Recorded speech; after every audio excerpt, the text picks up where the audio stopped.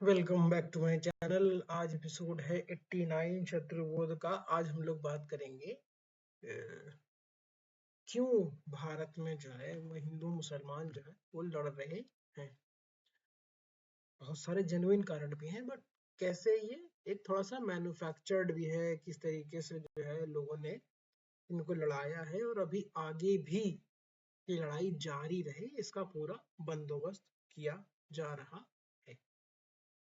ठीक है, तो 1905 में बंगाल में उस समय जो है एक सुल्तान शासन करते थे। इब्राहिम खान की मदद से उन्होंने जो है, ठीक है, तो इब्राहिम खान की मदद से जो स्पीकर थे उन्होंने जो है एक बहुत बढ़िया सा नारा दिया बंगाल में। और नवाब थे सलीमुल्ला ढाका के। ठीक है, तो इन सब ने मिलके कहा कि जो है वो हिंदू जो है वो सारे नौकरियों पे कब्जा कर ले रहे हैं और आप लोग बड़े जिहादी हैं। आप लोगों को क्या करना चाहिए, आप लोगों को जो है इन लोगों को लूट लेना चाहिए, इन लोगों को नौकरी पे नहीं रखना चाहिए, इन लोगों के साथ बच्चों को स्कूल नहीं भेजना चाहिए। ठीक है, ये सब ढाका में हो रहा था। हाँ, वो पार्ट बंगाल का जो कि आपका मुस्लिम बहुल था। ठीक है, अब ये कहानी क्यों बता रहे हैं? ठीक है, कहानी इसलिए बता रहे हैं कि जरूरी नहीं है कि हर समय लड़ाई ही होती रही हो। एक बहुत बड़ा टाइम ऐसा भी था जब हिंदू मुस्लिम के बीच में आपस में लड़ाई नहीं हो रही थी। तो फिर इस तरह के इश्तिहार दिलवाए जाते हैं अंग्रेज सरकार द्वारा, जो कि बेचारे मान लीजिए नवाब उस समय डर गया होगा। बहुत सारे कारण होते हैं, बहुत सारे हिंदुओं ने भी हिंदुओं के साथ गद्दारी करी है, तो सुल्तान साहब ने कर दी तो क्या ही हो गया। ठीक है, फिर उसके बाद जो है वो वही पुराना नाटक जो कश्मीर में हुआ, जो मुर्शिदाबाद में हुआ, वही उस समय 1905 में बंगाल में हुआ। दुकानें लूटी गई, औरतों के साथ बदतमीजियां हुई, लोग मारे गए, लोगों की जान गई, खेत वेत लूट लिए गए, बहुत सारी चीजें जो अभी भी हो रहा है बंगाल में। अगर आप देखो तो बांग्लादेश में आज भी हो रहा है। ठीक है, तो ये कहानी बताने का मतलब ये है कि जिस तरीके से श्रीलंका में लिट्टे, तमिल ईलम और वहां के सिंघलीज को लड़वाया गया। ठीक है, जिस तरीके से ईरान में शिया और सुन्नी को लड़वाया जा रहा है,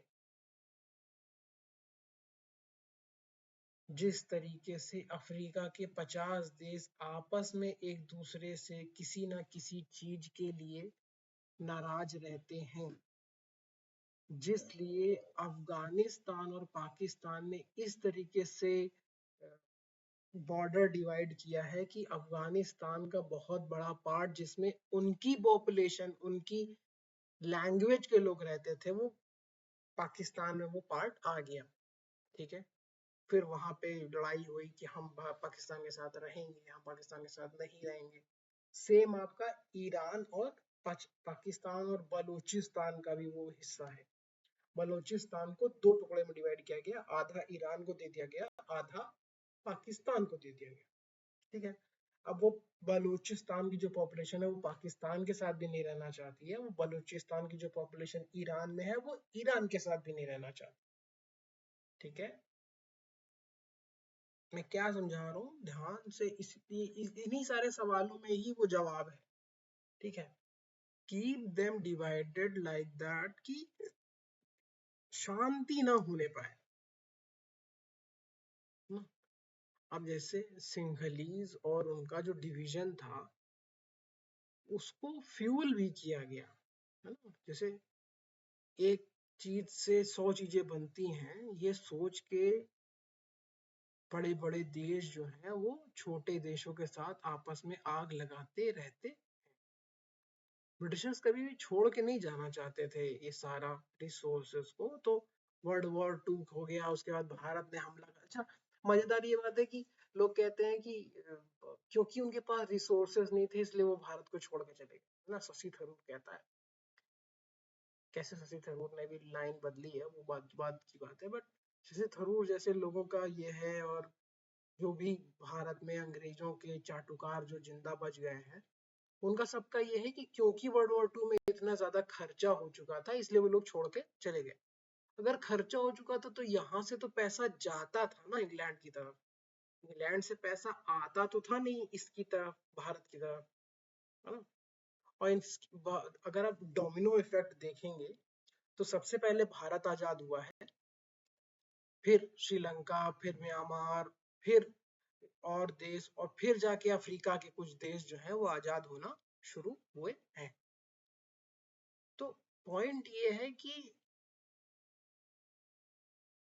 अगर ये लोग आपस में लड़ते रहे, है ना, आपस में लड़ते रहे, एक दूसरे का खून पीते रहे, मणिपुरी जो है वो मैतेई और कुकी में आपस में लड़ते रहे, म्यांमार में 10 लोग आपस में खून खराबा करते रहे, है ना, तो सब लोग लड़ते रहेंगे, हम सबको कंट्रोल करते रहेंगे, पैसा हमारे पास है ही है, पेट्रोल डॉलर हमारे पास है ही है, और हम आराम से ये लड़ाई देखते रहेंगे। बहुत सारे लोगों की कहानियों में ये कहानी है, और बहुत दिनों से हॉलीवुड जो है वो ये सब कहानियां लिख रहा है, बट मैं थोड़ा हैरान इसलिए हूं क्योंकि चाइना ने इसमें इनिशिएटिव कभी नहीं लिया। चाइना एक मूवी बना सकता था जो ओपियम वॉर को समझा सकती है, चाइना से बाहर के लोगों को, भारत के लोगों को, कैसे अफ्रीका के देशों को लूटा गया, इसके बारे में एक भी पिक्चर नहीं है। ठीक है, आप वर्ल्ड पावर हो, आप सुपर पावर बनना चाहते हो, ठीक है, बट ये भी तो देखो ना। आज भी जो है वो हॉलीवुड की मूवीज में जब अफ्रीका को दिखाया जाता है तो वहाँ पे जंगल है, और मतलब इतने खराब खराब तरीके से दिखाया जाएगा कि फोन नहीं है, लाइट नहीं है, और एक दूसरे से चोरियां हो रही हैं। क्योंकि ऐसा नहीं है, कुछ कुछ देश जो अफ्रीका में है वो काफी अच्छा कर रहे हैं, जैसे रवांडा हो गया, जैसे मीजू बाती करके पता नहीं कहाँ तारीफ करी थी अभी, प्रधानमंत्री खुद गए थे या तारीफ करी थी, समथिंग ऐसा था। तो ये सब देश भी हैं अभी। एक अच्छा देश अभी भारत की तरफ से बुर्किना फासो को बहुत सारा चावल भेजा है भारत ने, तो इसके भी अलग मायने हैं, क्यों चावल भेजा है और क्या मिलेगा वहां से। तो ये गेम जो ये लोग भारत के साथ बहुत दिनों से खेलते आते, अब वो समय आ गया है कि भारत को ये गेम इन लोगों के साथ खेलने की जरूरत है। रशिया को हेल्प करने की जरूरत है, और खुल के हेल्प करने की जरूरत है। और आपका ईरान वॉर में जो फायदा नुकसान हो रहा है वो सबके सामने ही है। अब पता नहीं कितना चाहिए कितना नहीं चाहिए, बट वो ये जो लड़ाई हो रही है हिंदू मुसलमान में, ये कुछ हद तक तो ऑर्गेनिक है, और कुछ हद तक जो है इसको लैब में तैयार किया गया है। पहले इसको किताब पे तैयार किया गया है, फिर इसको लैब में तैयार किया गया है, फिर उसको टेस्ट करने के लिए हम लोगों को लैब रैट बनाया गया। तो ये लड़ाइयाँ जो हैं ये इतनी सीधी नहीं है कि 1905 में लाल इस्तेहार निकाल दिया और मुसलमानों ने जो है हिंदुओं की दुकानें लूट ली। फिर कश्मीर में यही हुआ कि वहां पे सब घर द्वार सब लूट लिया, वो भाग के दिल्ली आ गए। मुर्शिदाबाद में भी फिर वही हो गया। अभी फिर पाकिस्तान भारत पे हमला करना चाहता है। तो पाकिस्तान को खुन्नस क्या है भारत से? खुन्नस ये है कि उसको लगातार पैसा आता रहता है अमेरिका की तरफ से, और पाकिस्तान को भी अमेरिका जैसे देश ने बर्बाद करके रखा है ताकि वो कह सके। शहबाज शरीफ ने ऑन कैमरा लाइव टेलीविजन पे कह दिया, बेगर्स कांट बी चूजर्स। उसने ये बात पाकिस्तान के लिए कही है कि हम अमेरिका का साथ नहीं छोड़ सकते because beggars can't be choosers. उस रिपोर्टर की आंखें एकदम ऐसे बड़ी हो गई, कैसे एक बार देश का प्रधानमंत्री पूरे देश को भिखारी कह सकता है। और उसने कह दिया, अगर पाकिस्तान के पास किसी तरह का कोई नेचुरल रिसोर्स होता, पाकिस्तान कुछ बना रहा होता। अब देखिए 70 साल में ये लोग बाइक भी नहीं बना पा रहे हैं, ऐसा कैसे हो सकता है? कार तो चलिए ठीक है, थोड़ा ज्यादा कठिन काम है, बट बाइक नहीं बना पा रहे हैं। तो इन सब चीजों को भी देखने वाली बात है कि पाकिस्तान को मिला क्या है भारत से दुश्मनी करके, और क्या भारत ने दुश्मनी निभाई है कि पाकिस्तान ने ज्यादा निभाई है, ये जो भी है। एटलीस्ट भारत को किसी ने सपोर्ट तो नहीं किया ना, ना कभी किसी ने टैंक दिया, ना कभी किसी ने हथियार दिया, ना कभी कुछ दिया। पाकिस्तान को तो हथियार मिला है।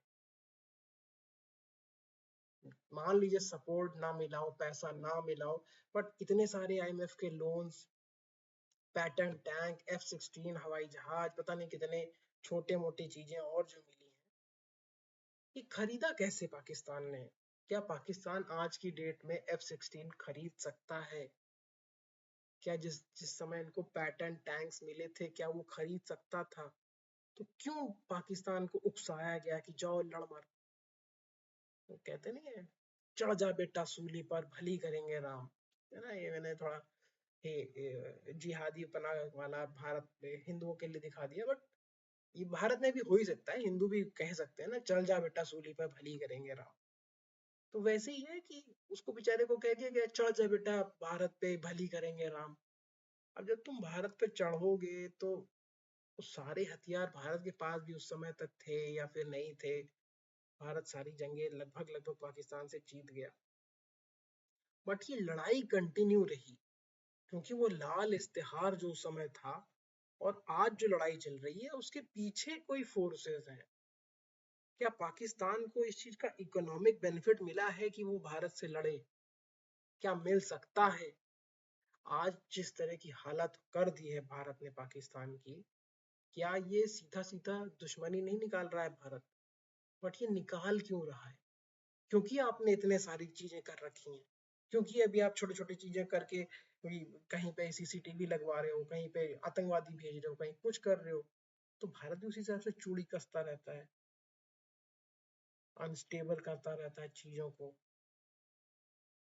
तो जब तक आप करते रहोगे तब तक हम करते रहेंगे।